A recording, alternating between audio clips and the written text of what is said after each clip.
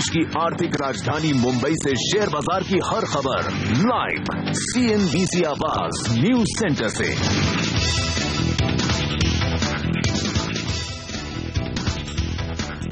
हफ्ते के पहले दिन भारतीय बाजार में उतार चढ़ाव के बीच हुआ कारोबार, लेकिन लोअर लेवल से शानदार रिकवरी। अब बड़ा सवाल है कि एक्सपायरी के हफ्ते में क्या इसी तरह की रिकवरी का मूल माहौल आज और आगे बढ़ेगा? क्या हम 8000 के पार निकलकर टिक पाएंगे? और ऐसे में कहां होगी एक्सपायरी और क्या हो आपकी रणनीति? इस पर होगा हमारा खास फोकस। नमस्कार, मार्केट काउंटडाउन में आप सबका स्वागत है।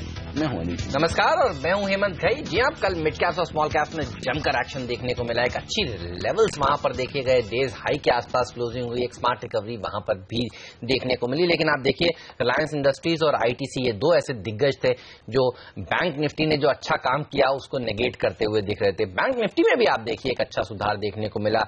300 पॉइंट की रिकवरी बैंक निफ्टी में और सेंसेक्स में करीब 200 पॉइंट से ज्यादा की रिकवरी देखने को मिली। रिकवरी ये वो शब्द है जो दुनिया भर के बाजारों में प्ले कर रहा था, भारतीय बाजारों में भी, यूरोप के बाजारों में भी, और जी हाँ, US के मार्केट्स भी 2 दिन की गिरावट के बाद कल रिकवर हुए। क्या वजह थी इसके पीछे? चलिए सीधे चलते हैं आशीष के पास और जानते हैं। हाय आशीष, गुड मॉर्निंग। रिकवरी का जो शब्द है वो दुनिया भर के बाजारों ने कल चुना।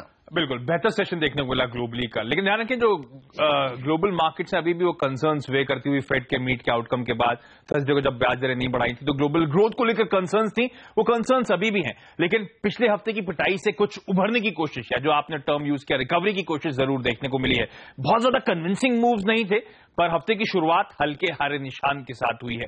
अमेरिकन मार्केट्स आपकी स्क्रीन पर नैस्डैक फ्लैट और डाउ में तो ऑलमोस्ट 126 अंक के आसपास का उछाल देखने को मिला। आपको याद होगा फ्राइडे को डाउ ऑलमोस्ट 290 अंक की कमजोरी के साथ कामकाज कर रहा था, तो काफी हद तक कुछ हद तक रिकवरी वहां पे देखने को मिली उस पिटाई के बाद। इंटरेस्टिंग है नैस्डैक लेकिन एकदम फ्लैटिश रुझान के साथ है, क्योंकि वहां पे बायोटेक्नोलॉजी फर्म्स जो हैं, बायोटेक्नोलॉजी कंपनी जो, उनमें अच्छा खासा प्रेशर था। प्रेशर क्यों था? क्योंकि जो प्राइस इंक्रीजेस हुए प्रोडक्ट्स के वहां पर, उसको लेकर अब बड़ा कंट्रोवर्सी वहां पे छिड़ती हुई नजर आ रही है। तो उस पॉकेट में कमजोरी के बावजूद हमने देखा अमेरिकन मार्केट्स हरे निशान के साथ फाइनली बंद होते हुए नजर आए, तो वो एक इंकरेजिंग सिग्नल जरूर है। लाइकवाइज यूरोप में भी लंदन के मार्केट्स फ्लैट थे, लेकिन जर्मनी और फ्रांस के मार्केट जिनके हाईज पे जाके बंद हुए, फ्रांस में तो इनफैक्ट 1% के आसपास का उछाल था। और यहां पे ध्यान रखें, कल एशियन मार्केट से जो लीड थी बड़ी अनएनकरेजिंग सी लीड थी। उसके अलावा कुछ स्टॉक स्पेसिफिक वहां पे तगड़ी पिटाइयां होती हुई नजर आई। उसके बावजूद यूरोपियन मार्केट का बेहतर परफॉर्मेंस था। स्टॉक स्पेसिफिक पिटाई में आपको याद होगा फोक्सवैगन को लेकर कंसर्न थे, यूएस अथॉरिटीज $20 बिलियन का फाइन लगा सकती हैं। डबल डिजिट पिटाई हुई थी, 15 से 17% फोक्सवैगन नीचे, 18% में नीचे बंद हुआ था। तमाम ऑटो कंपनीज उसके चलते प्रेशर में थी। उसके बावजूद यूरोपियन मार्केट हरे निशान में फाइनली बंद हुए हैं, तो ये इंकरेजिंग सिग्नल जरूर था। एशिया में जापान के मार्केट आज फिर बंद है, थर्सडे तक इनफैक्ट बंद रहेंगे। अदरवाइज क्योंकि थोड़ा सी इंकरेजिंग लीड आई है यूएस से, एशियन मार्केट्स हरे निशान में कामकाज करते हुए। हालांकि एसएक्स निफ्टी दर्शा रहा है कि कल के क्लोजिंग लेवल्स के आसपास ही शायद इन मार्केट्स की आज शुरुआत हो। बिल्कुल, शुक्रिया आशीष आपका इस जानकारी के लिए। 10 अंक ऊपर एसजीएक्स निफ्टी इस समय ट्रेड करता हुआ। ग्लोबली जिस स्टॉक की सबसे ज्यादा चर्चा हो रही थी अनिल, जिसका जिक्र आशीष ने भी किया, वो है वॉक्सवैगन का। जर्मनी में 20% गिरा, और कल हमने देखा भारतीय बाजारों में मदरसन सुमी, भारत फोर्ज, बॉश, ये पूरा का पूरा पैक प्रेशर में था। बिल्कुल, इसमें कोई डाउट नहीं, ये बड़ा डेवलपमेंट हुआ है, बड़े ऑटोमेकर की तरफ से हुआ है, तो जाहिर सी बात है कि सेक्टर स्पेसिफिक एक्शन आना स्वाभाविक है, और शायद आज भी वो एक फॉलो अप एक्शन आपको थोड़ा और देखने को मिले। लेकिन जहां तक ग्लोबल मार्केट्स का सवाल है, इसमें कोई डाउट नहीं कि ग्लोबल मार्केट्स में बेहद इंटरेस्टिंग ट्रेडिंग पैटर्न दिख रहा है, और वो ये कि दोनों ही तरह के ट्रेडर्स, चाहे वो तेजी करने वाले हो या फिर मंदी करने वाले, दोनों ही एक दूसरे को नापने तोलने की कोशिश कर रहे हैं कि कौन भारी पड़ता है। वजह साफ है, एक और जहां आपके लिए अभी ब्याज दरें बढ़ी नहीं है, लेकिन ज्यादातर लोग ठीक उसी तरह से मान रहे हैं कि दिसंबर में ब्याज दरें बढ़ेगी, जैसा कि अगस्त में मान रहे थे ज्यादातर लोग की ब्याज दरें बढ़ेगी सितंबर की मीटिंग में। लेकिन किस तरह से डेटा और माहौल तुरंत चेंज होता हुआ दिख रहा है, आपने देखा सितंबर में ब्याज दरें नहीं बढ़ी। अब काफी लोगों का ये मानना है कि अब से लेकर दिसंबर तक कोई हालात बदलेंगे नहीं, ऐसे में फेड दिसंबर में ब्याज दरें बढ़ाएगा, इसमें भी संदेह। तो तेजी करने वाले ट्रेडर्स उस बात को देखकर तेजी करते हुए दिख रहे हैं, और चूंकि अमेरिकी बाजार ऊपर के लेवल से 10% से ज्यादा करेक्ट हो भी चुके हैं, तो उन्हें इक्विटी काफी अच्छी नजर आ रही। तो ये तेजी करने वाले ट्रेडर्स का एक रुझान है जो बाजारों को गिरने नहीं दे रहा है। दूसरी ओर जो मंदी करने वाले ट्रेडर्स हैं वो ये मानकर चल रहे हैं कि अल्टीमेटली ब्याज दरें बढ़नी तो है ही, सिर्फ इसे टाला गया है, और डेटा धीरे धीरे अमेरिका में मजबूत होते हुए दिखेंगे, तो ऐसे में बहुत ज्यादा तेजी में रहने का कोई रीजन नहीं बनता। तो इन दोनों के बीच में वहां के बाजार काफी कंसोलिडेशन का मूड दिखा रहे हैं, रेंज में ट्रेड करते हुए दिख रहे हैं, और ऐसे में मुझे लगता है कि कुछ और दिन शायद ग्लोबल मार्केट्स में आपको इसी तरह का रुझान देखने को मिले। कोई खास डायरेक्शन नहीं होगा, एक टाइट रेंज में कभी ऊपर कभी नीचे जैसा माहौल देखने को मिलेगा। लेकिन भारतीय बाजारों के लिए अगर ऐसा भी होता है तो वो ठीक है, और वो इस लिहाज से क्योंकि फिर हम हमारे अपने ट्रिगर्स पर फोकस करते हुए दिखेंगे, जिसमें दो बड़े ट्रिगर तुरंत जो है, पहला पॉलिसी का, ऐसा लग रहा है बाजार पॉलिसी के पहले शायद मजबूत रहने की कोशिश करें अगर ग्लोबल मार्केट से कोई बहुत नेगेटिव ट्रिगर ना आए। दूसरा ये कि पिछले 1-2 दिनों में मॉनसून का ट्रिगर बाजारों के लिए थोड़ा सा पॉजिटिव होता हुआ दिख रहा है। तो मुझे लगता है ग्लोबल ट्रिगर्स में अनलेस की कोई बहुत बड़ी कमजोरी ना हो, भारतीय बाजार वहां से संकेत पॉजिटिव साइड पर लेंगे। और जिस तरह से कल अमेरिका में 125 पॉइंट की तेजी हुई, आज एशिया हरे निशान के साथ ट्रेड करता हुआ दिख रहा है। ऐसा लगता है शुरुआती कारोबार में डेफिनेटली हम ग्लोबल मार्केट से संकेत पॉजिटिव साइड पर लेकर एक पॉजिटिव शुरुआत करेंगे। बिल्कुल, शुरुआत आज पॉजिटिव नोट पर हो सकती है, लेकिन एफआईआईएस के फिगर्स आप देखिए, हमने देखा था शुक्रवार को एक बाय का फिगर था, लेकिन एडजस्ट करके देखा तो वो नेगेटिव था। और कल का नंबर भी जो आया है आपको जरूर बाय का दिख रहा है 154 करोड़ रुपीस का, लेकिन अगर आप L&T फाइनेंस होल्डिंग वाला जो ब्लॉक है उसको निकालें, जहां सिटी ग्रुप ने हिस्सेदारी खरीदी थी करीब 8 करोड़ 60 लाख शेयर, तो दिखेगा कि सेल का है। और दूसरी बात, ये जो फिगर्स हैं वो काफी छोटे होते जा रहे हैं। आप देखिए कैश और एफआईआई के जो नंबर्स हैं वो काफी श्रिंक कर रहे हैं।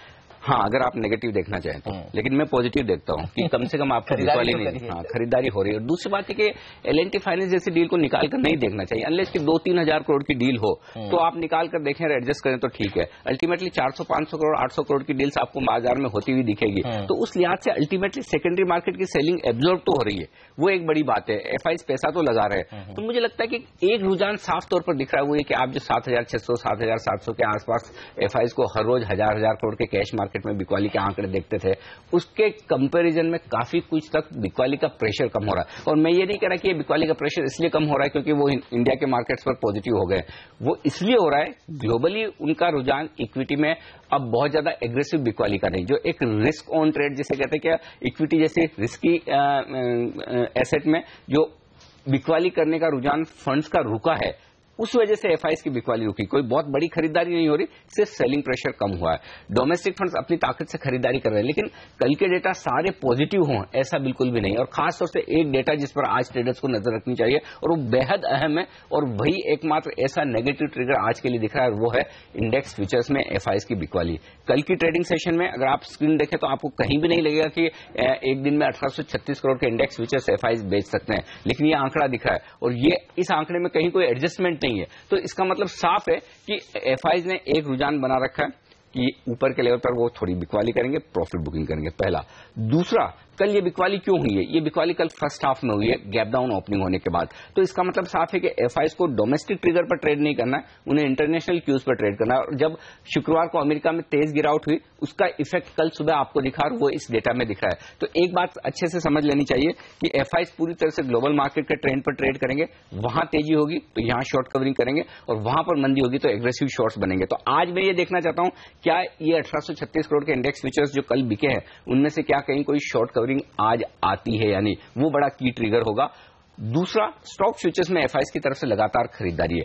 ये एक पॉजिटिव आंकड़ा है कि भारतीय बाजारों में वो स्टॉक्स को लेकर बेरिश नहीं है। अगर उन्हें कुछ बेचना पड़ रहा है तो वो ग्लोबल माहौल की वजह से बेचना पड़ रहा है। जनरली सीरीज के अंत में आप इंडेक्स ऑप्शंस में बिकवाली का आंकड़ा देखते हैं, लेकिन सरप्राइजिंगली कल इंडेक्स ऑप्शंस में 1900 करोड़ से ज्यादा की खरीदारी का आंकड़ा आया है। इसका मतलब यह है कि एफआईआई इस वक्त इंडेक्स फ्यूचर्स बेचकर सामने ऑप्शंस खरीद रहे हैं और अपनी पोजीशन को हेज करते हुए दिख रहे हैं। ये इंटरेस्टिंग है, क्योंकि इसका मतलब यह भी निकलता है कि एफआईआई भी बाजार के डायरेक्शन को लेकर बेहद साफ नहीं है। आप लोअर लेवल से 400 पॉइंट ऊपर हैं, लेकिन अपसाइड के लिए बड़े ट्रिगर नहीं दिख रहे हैं। नीचे जाने के लिए ट्रिगर इसलिए नहीं है कि ग्लोबल मार्केट्स कमजोर नहीं हो रहे, तो ऐसे में बेहतर है आप ऑप्शंस खरीद कर हेज करें। तो एफआईआई पूरी तरह से कंसोलिडेशन के वेट एंड वॉच वाले मूड में है। अपसाइड आएगी तो थोड़ी बहुत प्रॉफिट बुकिंग, थोड़ी शॉर्ट्स बनेंगी इंडेक्स फ्यूचर्स में। लोअर साइड पर स्टॉक फ्यूचर्स आपको खरीदारी का सपोर्ट दे रहे हैं, ये पूरी तरह से आंकड़ों में दिख रहा है। और इस लिहाज से एक्सपायरी के हफ्ते में बाजार बेहद इंटरेस्टिंग तरीके से ट्रेड करता हुआ दिख रहा है। चलिए, वक्त फिलहाल एक छोटे से ब्रेक का। ब्रेक के बाद आपको बताएंगे एफएनओ में किस तरह के संकेत मिल रहे हैं और सीरीज की एक्सपायरी किन लेवल्स पर होगी, सब पर बात करेंगे, और बाजार को किस तरह से ट्रेड करना चाहिए ये भी बात करेंगे ब्रेक के बाद।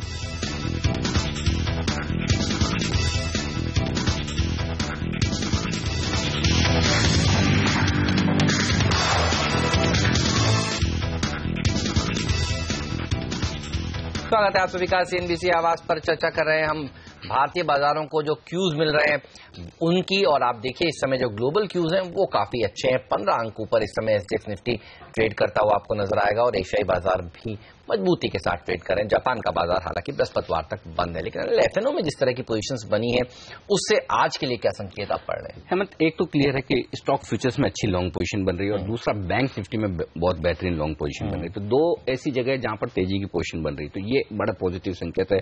बैंक निफ्टी को देखिए, कल भी 0.1% ऊपर बंद हुआ है, 1,60,000 शेयर वहां नए जुड़े हैं। तो बैंक निफ्टी में अब भी अपसाइड बरकरार रहेगी। तो बाजार के डायरेक्शन के लिए निफ्टी के बजाय बैंक निफ्टी से संकेत लेना ज्यादा ठीक रहेगा। और ऐसा लग रहा है बैंक निफ्टी 18,000 तक जाने की कोशिश कर सकता है, जो कि यहां से 400-500 पॉइंट की अब भी तेजी है। और वो इस वजह से बोल रहा हूं कि एक्सपायरी का हफ्ता है और 18,000 पर बैंक निफ्टी में भी कॉल्स में हाईएस्ट ओपन इंटरेस्ट बना हुआ है। तो 18,000 तक की अपसाइड बैंक निफ्टी में दिख रही है, यानी कि यहां से 300-400 पॉइंट अगर बैंक निफ्टी और बढ़ जाता है तो फिर ऐसे में आपको पता है कि आपके लिए कम से कम नीचे जाने की गुंजाइश कम है। ये संकेत है। दूसरा, स्टॉक फ्यूचर्स में तेजी की पोजीशन बन रही है, ट्रेडर्स की तरफ से भी, एफआईज की तरफ से। निफ्टी में देखिए, निफ्टी में एफआईज बिकवाली कर रहे हैं लेकिन ट्रेडर्स ने तेजी की पोजीशन बनाई है, तो थोड़ा काउंटर ट्रेड वहां पर दोनों की तरफ से है। कल 10 लाख शेयर निफ्टी में जुड़ते हुए भी नजर आए हैं, तो ये एक अलग संकेत है। जहां तक आज के एफएनओ डेटा का सवाल है, आज के लिए सबसे ज्यादा अहम संकेत जो है वो मिलेगा आपको 8,000 के लेवल से।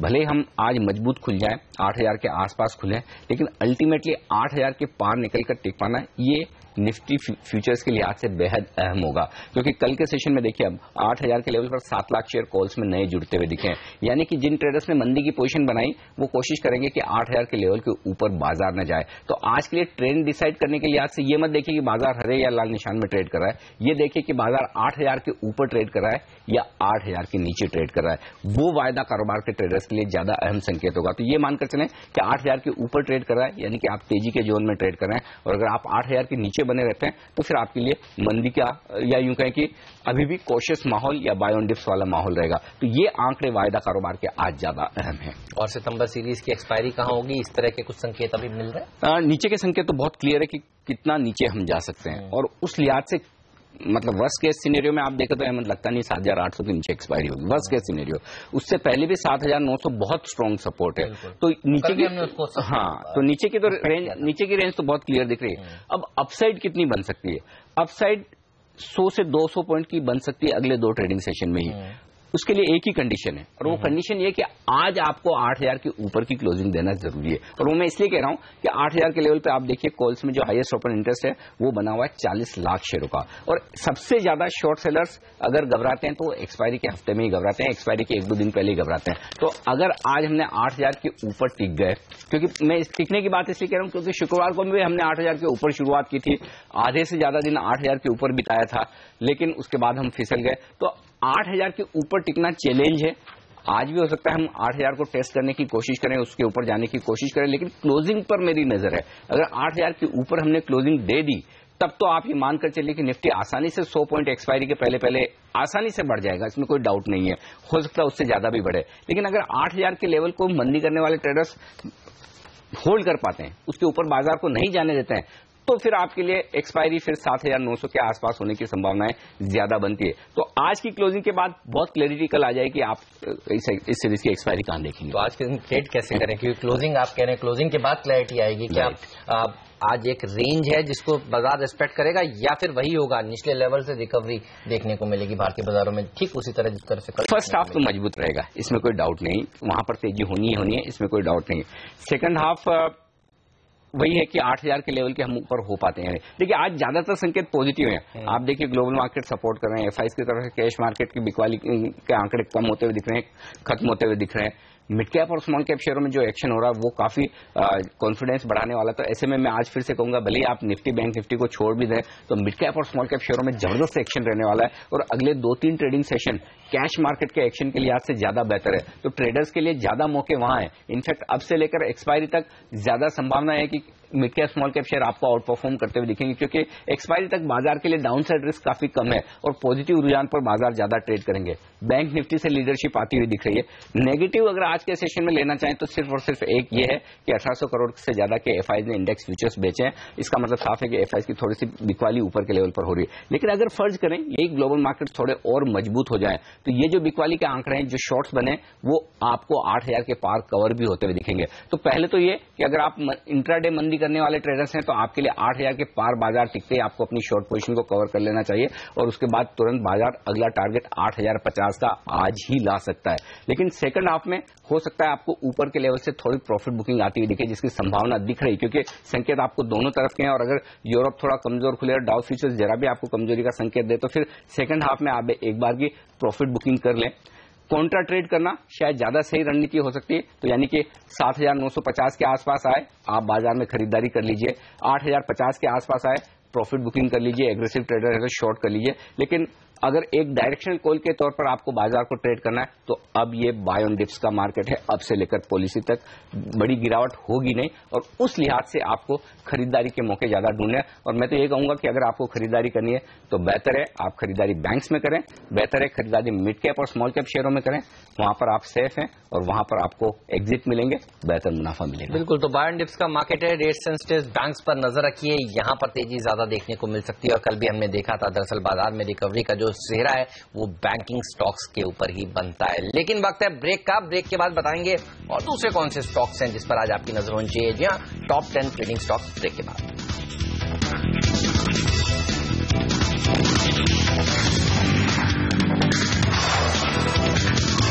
स्वागत है आप सभी का सीएनबीसी आवाज पर। आप देख रहे हैं मार्केट काउंटडाउन और वक्त हो गया है अब उन स्टॉक्स के बारे में जानने का जहां पर आज भरपूर एक्शन देखने को मिलेगा। जी हां, टॉप 10 ट्रेडिंग स्टॉक्स लेकर आ रहे हैं हमारे सहयोगी सोनम, पूजा और वरुण। शुरुआत वरुण आपके साथ, बताइए कहां पर नजर है?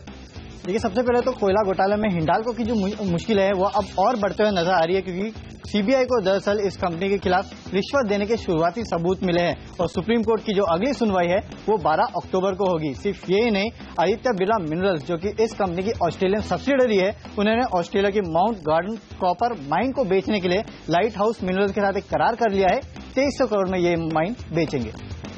सुमी का शेयर भी आज रडार पर रहेगा कल की भारी पिटाई के बाद, जहां पे वॉल्क्सवैगन का जो पूरा मामला सामने आया है इसका दबाव बनता हुआ दिखाई देगा। दरअसल सुमी ने अपनी तरफ से सफाई जरूर दी है, जहां पे उनके मुताबिक यूएसए में कंपनी के पास 2 बड़े प्लांट्स है और जो वॉल्क्सवैगन का पूरा मामला है उसका कंपनी पर असर नहीं पड़ेगा। उनका कहना है कि मारुति कंपनी पर अपनी निर्भरता वो कम करेगी। साथ ही कंपनी की जो नई पॉलिसी है उसके मुताबिक अगले 5 साल में किसी भी कंपनी देश पर 15% से ज्यादा निर्भरता वे नहीं रखेंगे, तो उनके मुताबिक तो ज्यादा दबाव नहीं पड़ेगा कंपनी के फाइनेंशियल्स पर। सीएलएसए ने कंपनी पर अंडर परफॉर्म की रेटिंग बरकरार रखी है। उनके मुताबिक वॉल्क्सवैगन का पूरा इशू अगर यूरोप में भी फैलता है तो कंपनी पर भारी असर पड़ेगा और अगर वॉल्क्सवैगन से कंपनी के रेवेन्यूज 10% से भी कम हो जाते हैं तो वित्त वर्ष 2017 की ईपीएस में 6% का डाउनसाइड दिखाई दे रहा है। वही एमटेक ऑटो को कल तक जो अपने बॉन्ड होल्डर्स को 800 करोड़ का भुगतान करना था उसे इस कंपनी ने मिस कर दिया, यानी कि टेक्निकली इस कंपनी ने एक डिफॉल्ट कर दिया 800 करोड़ के बॉन्ड होल्डर्स को पेमेंट पे। सिर्फ ये नहीं, अब दरअसल सवाल उठाए जा रहे हैं कि इस कंपनी का जो 8000 करोड़ का कुल लोन है भारतीय बैंकिंग सिस्टम पे,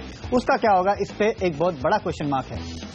आईडीएफसी बैंक के शेयर के लिए 5 अक्टूबर रिकॉर्ड डेट तय की गई है, जिसमें कि आईडीएफसी के शेयर धारकों का हर एक शेयर के बदले आईडीएफसी बैंक का एक शेयर अलॉट किया जाएगा। यहाँ आपको बता दें कि 1 अक्टूबर से बैंक अपने लेंडिंग ऑपरेशन चालू करेगी 55,000 करोड़ के लोन इनिशियल लोन बुक और 20 ब्रांचेस के साथ। इस पर कई सारे ब्रोकरेज हाउस की भी रिपोर्ट निकल कर आई है। मॉर्गन स्टैनली ने रिस्क के चलते लक्ष्य 200 से घटाकर 175 कर दिया है और FY16 के लिए भी अपना ईपीएस अनुमान घटा दिया है। इसके अलावा गोल्डमैन सैक्स की भी रिपोर्ट आई है जिसमें कंपनी के फंडामेंटल्स काफी खराब बताए हैं। लक्ष्य 180 से घटाकर 115 किया है। कंपनी, उनका मानना है कंपनी यहाँ पर अंडर परफॉर्म करेगी और रेटिंग घटाकर सेल की दी है।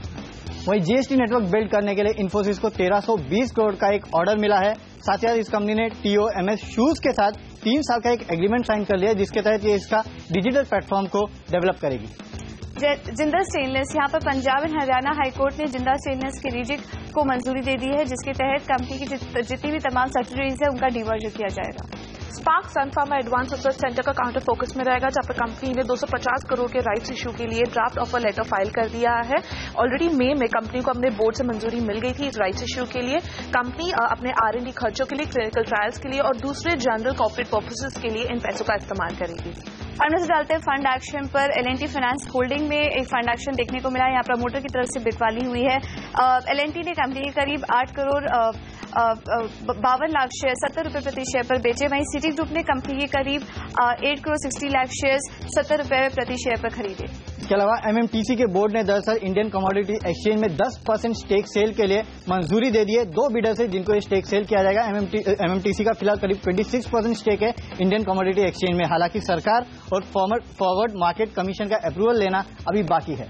कैस्ट्रल इंडिया का काउंटर फोकस में रहेगा, जहां पर कंपनी ने अपने वडाला फैसिलिटी को बंद करने का फैसला लिया है। यहाँ पे कंपनी ने अपने इस वडाला फैसिलिटी के ऑपरेशंस का एक टेक्नो कमर्शियल इवैल्यूएशन किया था और इसी इवैल्यूएशन के बाद उन्होंने फैसला लिया है इस फैसिलिटी को बंद करने का। कंपनी के मुताबिक कंपनी के फाइनेंशियल्स या फिर ऑपरेशंस पर इस कदम का कोई भी असर नहीं पड़ेगा। किर्लोस्कर ऑयल इंजीनियरिंग में भी फंड एक्शन देखने को मिला है। यहाँ पर प्रमोटर्स की तरफ से खरीदारी हुई है। किर्लोस्कर इंडस्ट्रीज ने कंपनी के करीब 13 लाख शेयर 340 प्रति शेयर पर खरीदे। ओके, तो ये सारे स्टॉक्स है जहां पर आज खबरों के दम पर होने वाला है एक्शन। क्या लेवल्स अहम है, किस तरह का ट्रेड आप करें, ये सब बताएंगे हमारे एक्सपर्ट जुड़ेंगे हमारे साथ कुछ देर में। लेंगे एक छोटा सा ब्रेक और ब्रेक के बाद लेकर आएंगे आपके लिए बाजार के इस वक्त की हेडलाइंस और साथ ही वो बड़े सवाल जिन पर होनी चाहिए आपकी नजर। एक छोटे से ब्रेक के बाद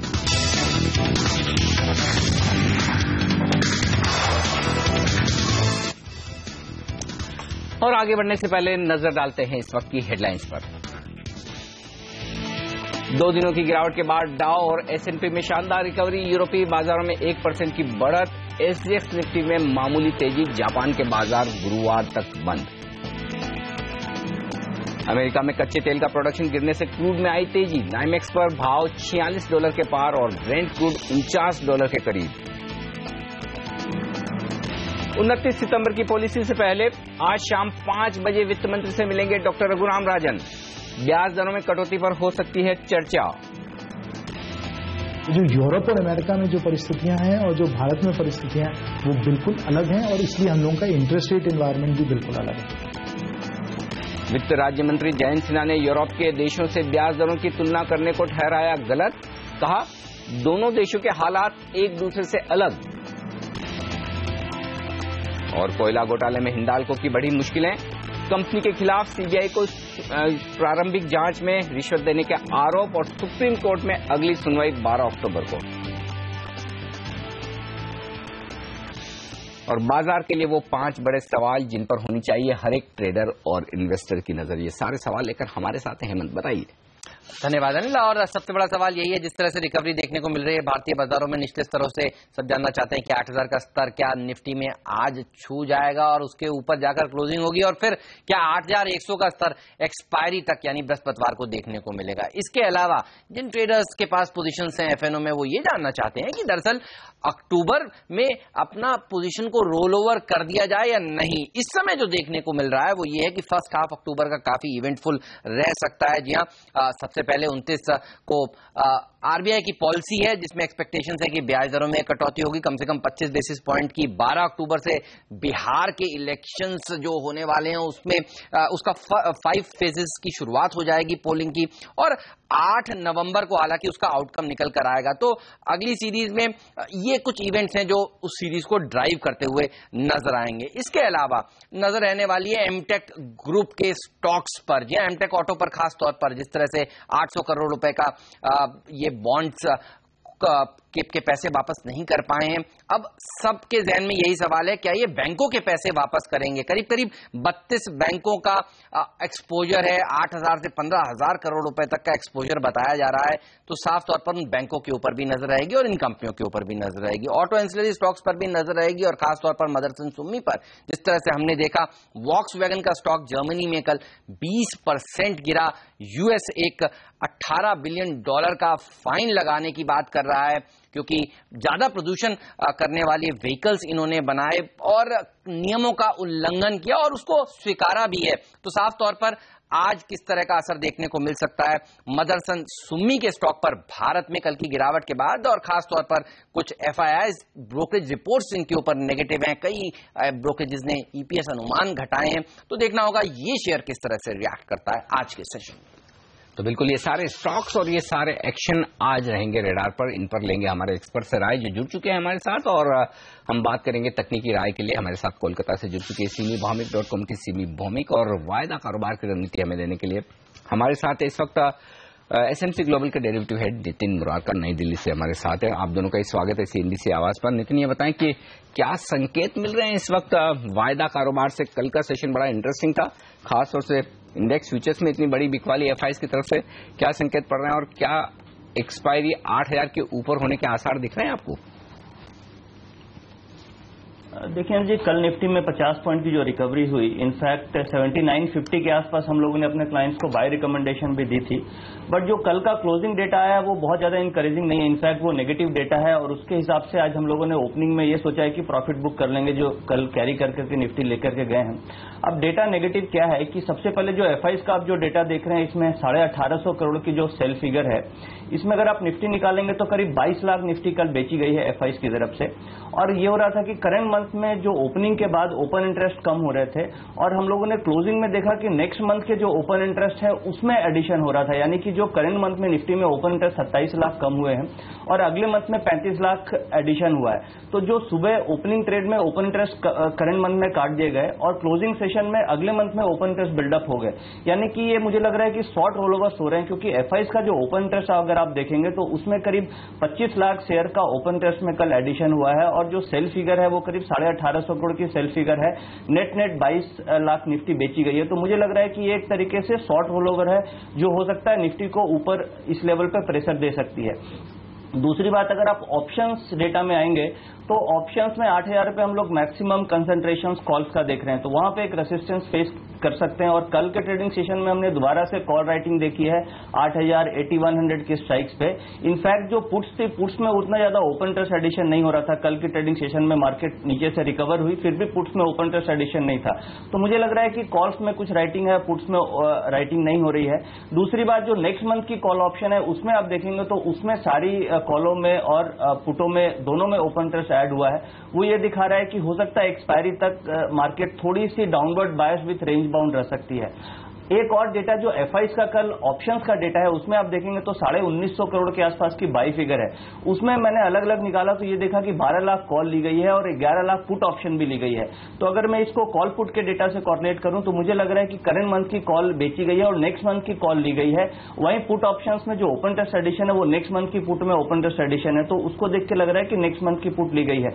तो ओवरऑल मुझे समरी निकाल के ये लग रहा है कि अपसाइड कैप्ड है, ऊपर 8025 के ऊपर काफी रेसिस्टेंस हमें देखने को मिल सकता है। तो मुझे लगता है कि ओपनिंग में एक बार प्रॉफिट बुक करना चाहिए, और अगर सेकंड हाफ में दोबारा कुछ प्रेशर बिल्डअप होता है तो 8000 के आसपास का फ्यूचर में स्टॉप लॉस रख करके एक बार शॉर्ट पोजीशन बनानी चाहिए। और अगर निफ्टी 7950, 7940 के नीचे फ्यूचर लेवल आज के दिन में आता है तो मुझे जो लग रहा है वो एक्सपायरी पॉसिबल लग रही है कि 7820, 7850 की तरफ हो सकती है।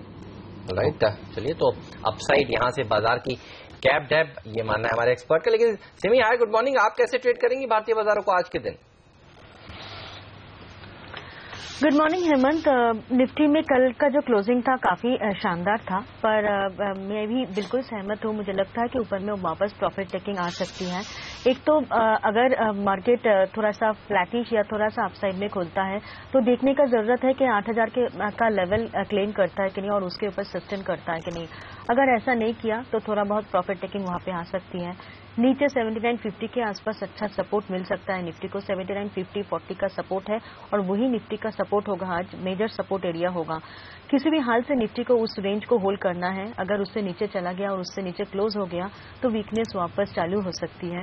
ऊपर में 8045 से 8065 का रेंज निफ्टी के लिए एक माइनर हार्डल होगा, जो कि क्रॉस करना निफ्टी के लिए जरूरी होगा 8100 तक जाने के लिए। ओवरऑल मैं ये देख रही हूँ कि 7950 के आसपास सपोर्ट मिल सकता है, ऊपर में 8050 के आसपास रेजिस्टेंस भी मिल सकता है, और निफ्टी दोनों में से एक रेंज को अगर क्रॉस करेगा तो फ्रेश डायरेक्शन देखने को मिल सकता है। नहीं तो इस 100 पॉइंट के बीच में निफ्टी रेंज बाउंड हो सकता है, ऐसा समझ में आता है। ओके, तो 8000 का लेवल हमारे दोनों एक्सपर्ट कह रहे हैं कि ज्यादा अहम है तेजी के लिए। आज उसके ऊपर निकल कर टिक पाना ये एक बड़ा चैलेंज होगा। तो ये बात हुई निफ्टी की। लेंगे एक ब्रेक, और ब्रेक के बाद फोकस बैंक निफ्टी पर और साथ ही कुछ बेहतरीन स्टॉक्स पर। आज काफी एक्शन रहने वाला है कई सारे स्टॉक्स में, उन पर लेंगे राय हमारे एक्सपर्ट से इस ब्रेक के बाद।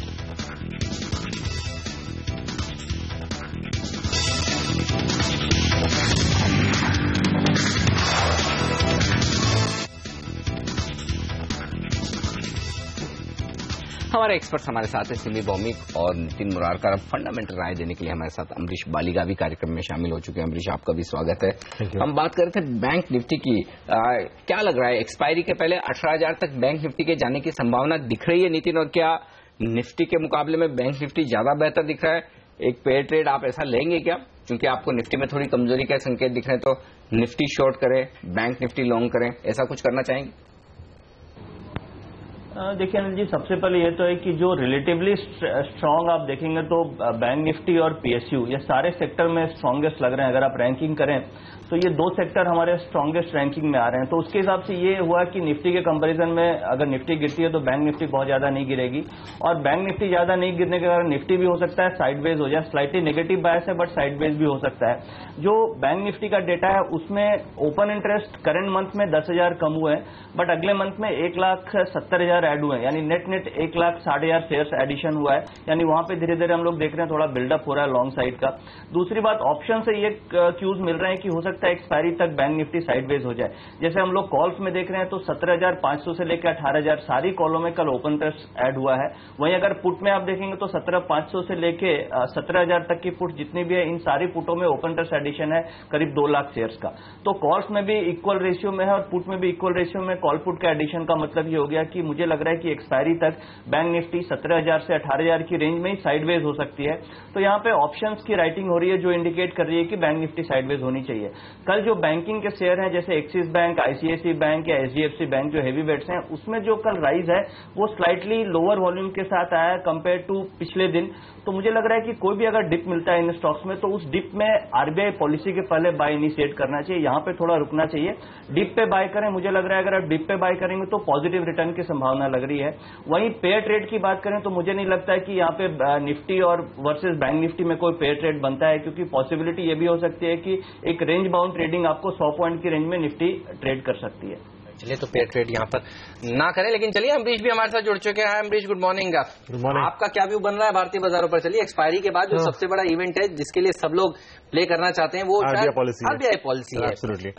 यहाँ से आरबीआई पॉलिसी तक क्या तेजी हो सकती है?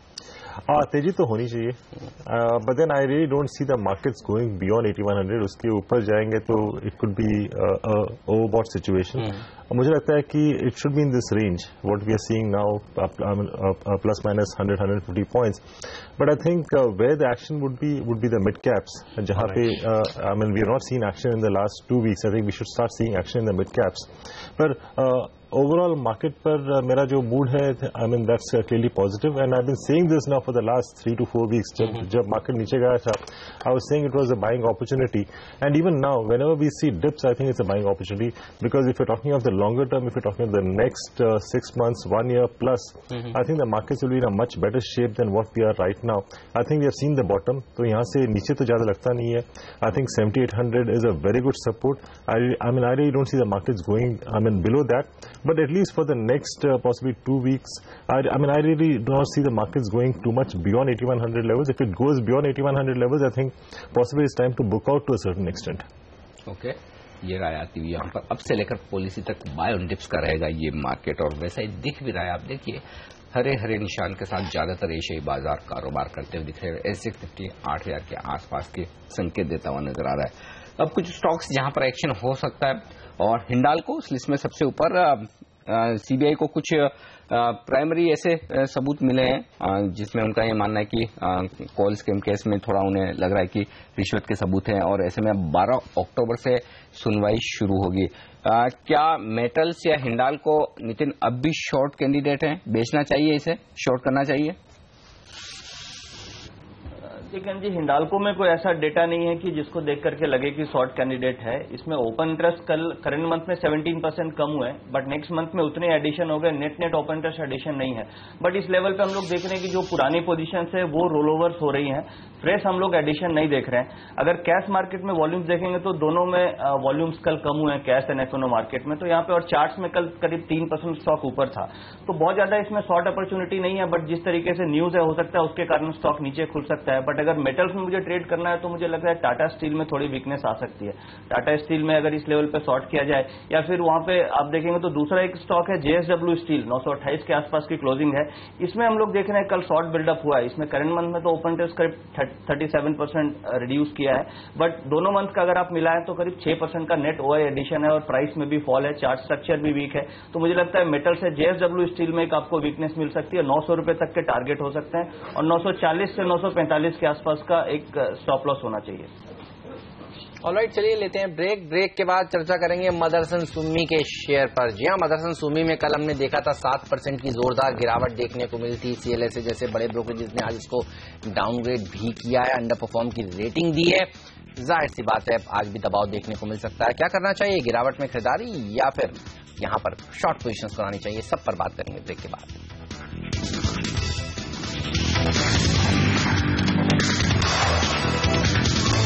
मार्केट काउंटडाउन में आप सभी का एक बार फिर से स्वागत है। हमारे साथ सिमी, अमरीश और नितिन मुरारका जुड़े हुए हैं और हम चर्चा कर रहे हैं उन स्टॉक्स की जिनमें आज एक्शन देखने को मिलेगा। और जहन में सबसे पहले आता है मदरसन सुमी का शेयर। कल हमने देखा था FNO में करीब 8% की गिरावट देखने को मिली और गिरावट आई इसलिए क्योंकि दरअसल वॉक्सवैगन जिसको ये सप्लाई करते हैं अपने प्रोडक्ट्स, उनके लिए चिंता की बात है। चर्चा चल रही है कि $18 बिलियन का फाइन US इनके ऊपर लगा सकता है जिस तरह से इन्होंने ज्यादा प्रदूषण वाली डीजल की गाड़ियां बनाई और नियमों का उल्लंघन किया है। और CLSA ने अपनी रिपोर्ट में आज कहा है कि वो इसका EPS अनुमान घटा रहे हैं। 44% आय दरअसल इसकी वॉक्सवैगन से आती है। अमरीश, ये बताइए, कल 7-8% की गिरावट हो चुकी है, आज भी आपको लगता है और गिरावट देखने को मिलेगी? स्टॉक में एक अच्छी रैली दिखाई है, ज्यादातर फंड्स के पास, FIIs के पास ये शेयर है। एब्सोल्युटली, क्या करना चाहिए? यहाँ पे एक ही प्रॉब्लम है कि it is like over owned by most of the funds, और जब भी इस टाइप का नेगेटिव खबर आता है you normally see a huge amount of selling I mean from the funds. So I think this could continue for a while longer because this problem would be there at least in the foreseeable future. And I think at the same time like closer home, I think Maruti also is basically looking at reducing their dependence on single vendors like Motherson Sumi. तो यहाँ पे भी उनका जो मारुति का sales है that could also get affected to a certain extent. So I think there is a decent amount of negative news surrounding Motherson Sumi. तो मुझे लगता है कि यहाँ भी I think the pressure will still remain and I think we could see like lower levels. Nitin, FNO में किस तरह की पोजीशंस बनी है और आपको भी क्या लगता है कि आज ये प्रेशर में खुल सकता है शेयर और क्या करना चाहिए अभी? देखिए हेमंत, इस एक्सपायरी का अगर मैं व्यू लूं तो मुझे लग रहा है 255 रुपए 252 रुपए आना चाहिए, क्योंकि कल के दिन में जो इसमें सबसे ज्यादा ओपन इंटरेस्ट बिल्डअप हो रहा था वो करीब 275 276 के रेंज में काफी OI बिल्डअप है। स्टॉक की क्लोजिंग 262 के आसपास हुई है। इसमें जो open interest combine current and next month का नेट एडिशन देखेंगे तो 13% का ओपन इंटरेस्ट एडिशन है। खासतौर से डिलीवरी बेस्ड सेलिंग भी हमने देखी है, क्योंकि कल जो इसमें डिलीवरी परसेंटेज इंक्रीज हुआ है वो करीब 250% से ज्यादा डिलीवरी में इंक्रीज हुआ है। तो स्टॉक में गिरावट, डिलीवरी में इंक्रीमेंट, इसका मतलब ये हुआ कि डिलीवरी बेस्ड सेलिंग हुई। ओपन इंटरेस्ट में 13% का addition net current month and next month को मिला करके, और जो सबसे ज्यादा एडिशन हुआ वो 275 के रेंज में हुआ है। तो मुझे लगता है कि उसके ऊपर जाना मुश्किल है। अगर यहाँ पे बेचा जाए 270 का स्टॉप लॉस भी रखे तो मुझे लगता है कि एक बार 255 से लेकर 252 तक का टारगेट इस एक्सपायरी में आपको मिल सकता है। एमटेक ऑटो सिमी, इसके चार्ट्स देखकर बताएं कहां अब नीचे की ओर के संकेत दिख रहे हैं, क्योंकि खबरें ये आ रही कि 800 करोड़ का एक डिफॉल्ट कर दिया इन्होंने, टेक्निकली पेमेंट नहीं किया है और उस लिहाज से दिक्कतें थोड़ी बढ़ सकती हैं। कई सारे बैंक्स का एक्सपोजर भी है और 800 करोड़ की जो इनके बॉन्ड्स हैं उनका वो भुगतान नहीं कर पाए। तो ये बताएं कि स्टॉक में गिरावट होने की संभावना तो दिख रही है इस खबर के दम पर, कितनी हो सकती है, कौन से लेवल्स अहम है, चूंकि स्टॉक काफी ऊपर के लेवल से रिकवर भी करता हुआ दिखा है? या Anil ji, stock recovery mode में है, पर इस न्यूज के बाद तो थोड़ा बहुत करेक्शन देखने को मिल सकता है। दो लेवल जो मेरा नजर में आ रहा है, एक 45 और दूसरा 41, दोनों मेजर सपोर्ट लेवल का काम कर सकता है। पर आज का न्यूज के साथ अगर ये स्टॉक 41 का लेवल तोड़ देता है तो फ्रेश वीकनेस चालू हो जाएगा। 41 के नीचे सीधा ये स्टॉक 32-31 के आसपास जाके सेटल कर सकता है। तो मेरे तरफ से मैं तो एक तो अगर कल का क्लोजिंग से नीचे ओपन होता है तो शॉर्ट पोजीशन क्रिएट किया जा सकता है। स्टॉप लॉस 55 के ऊपर ही लगाना पड़ेगा और टारगेट होगा 45-41, फर्स्ट टू टारगेट्स होगा। 41 के नीचे 32-31 तक भी ये स्टॉक जा सकता है। ओके, तो 45, 41 और उसके बाद 31 और 32 ये 3 लेवल है जिस पर आप नजर रखें। आप देखते हैं कितना गिरता है ये शेयर, उस पर नजर होगी। लेंगे एक छोटा सा ब्रेक और ब्रेक के बाद लौटेंगे, लेकर आएंगे आपके लिए प्री ओपनिंग सेशन, बताएंगे कैसी होगी भारतीय बाजारों की शुरुआत, नजर होगी रुपए की ओपनिंग पर और साथ ही पहला सौदा भी आपके लिए छोटे से ब्रेक के बाद।